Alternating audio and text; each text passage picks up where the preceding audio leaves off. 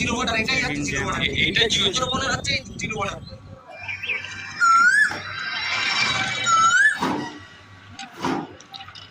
পরে কিন্তু একটা ভ্যানও এলো, মারুন জাল মারুন, তো এই দাদা কিন্তু জাল ফেলছে।